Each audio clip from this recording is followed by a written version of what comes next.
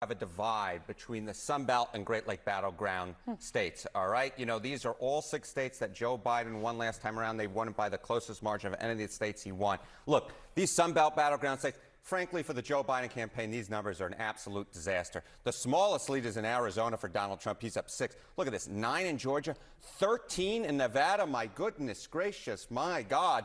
That is a huge lead. No Democrat has lost that state since John Kerry lost it back in 2004. How about these Great Lake battleground states? This is something that the Joe Biden campaign can work with. Look, Pennsylvania, Donald Trump up 3, but that's well within the margin of error. Wisconsin, Donald Trump up 1, well within the margin of error. And actually, a Joe Biden lead well within the margin of error, up a point here. This they can work with the Joe Biden campaign. This, the Donald Trump campaign, absolutely loves, and it looks like a lot of the other polling on the Sun Belt battleground. I mean, it's advantage Donald Trump, but he's not over the 270 mark just yet, all right? So if we flip Nevada, Arizona, and Georgia here in your lighter shades of pink, you add them to the states, and of course the 2nd congressional district up in Maine, which Donald Trump won last time around, that gets him to 268 electoral votes. If we keep Wisconsin, Michigan, and Pennsylvania in the too close to call category, along with Nebraska's 2nd congressional district, Joe Biden at 225. So it's advantage Donald Trump, but Joe Biden does at this point have a path to 270. Yeah, and right now, as you're pointing out, neither. Yeah. Neither there. Neither there. And we have a long road to it still. Yes, we do. And Trump's more ahead than he's ever been. Fewer people think January 6th was any kind of what it was, as an assault on the temple of democracy, the Constitution. I don't know whatever the fuck you want to say. It's going the wrong way. It's not working. Everything that we're throwing is spaghetti at a wall, and none of it is sticking, me included. And it's hard when you start in your 80th year, and you know, like anybody else, I have an opinion of myself, and the opinion I've come to is I don't matter. It doesn't matter. You can prepare. You can be on TV. Or you can write pieces. You can have a YouTube channel. You can have a podcast. And nothing.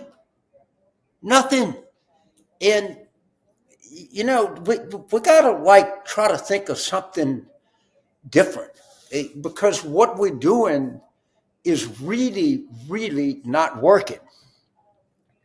I have to admit, none of this is playing out as I thought it would. Trump is now leading in almost all the swing states, but behind those numbers lie even more troubling details. As someone worried about the prospects of a second Trump term, I think it's best to be honest about reality.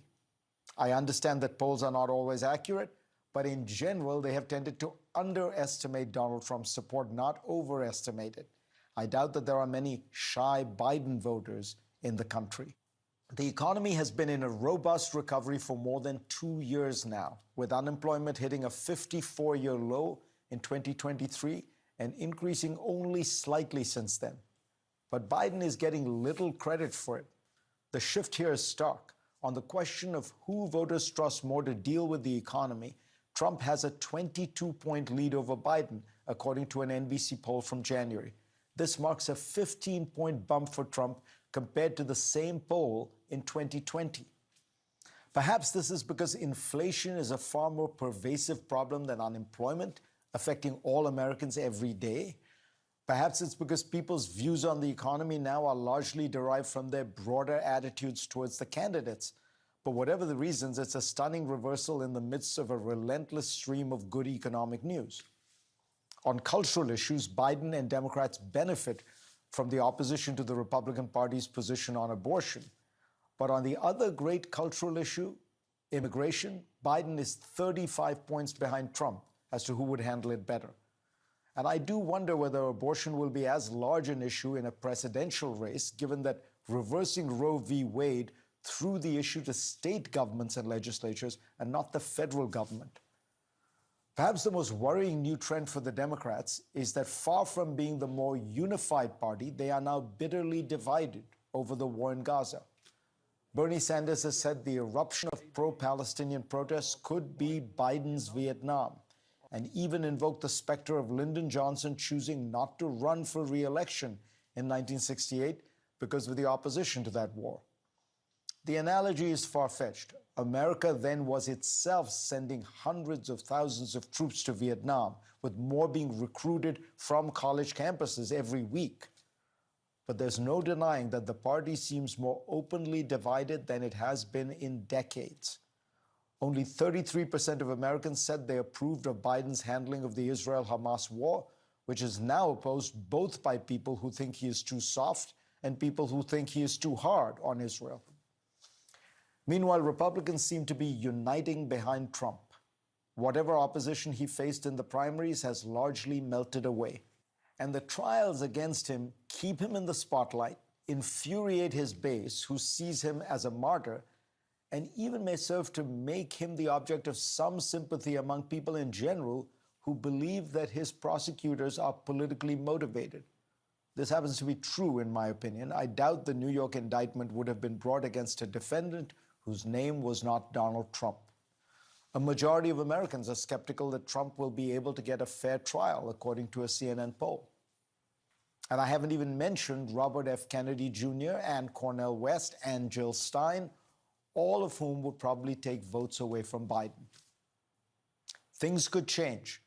Polls do suggest that were Trump to be convicted of a felony, it could shift votes in Biden's favor. The administration may be able to pull off a ceasefire in Gaza and then a broader political settlement that gives Palestinians political rights and Israel diplomatic relations with Saudi Arabia. Trump could always embroil himself in some kind of scandal. But trend lines are not working in Biden's favor. He needs to do something bold and dramatic to seize the initiative, on asylum policy, for example, and reverse these numbers. The one that troubles me the most is on the question of who was the more competent. Joe Biden led Donald Trump by 9 points in 2020, but Trump now leads by 16 points in January 2024. That 25-point shift could be a reflection of people's sense that the president's age is affecting his capacity to govern. And there's very little that Joe Biden can do now to change that perception.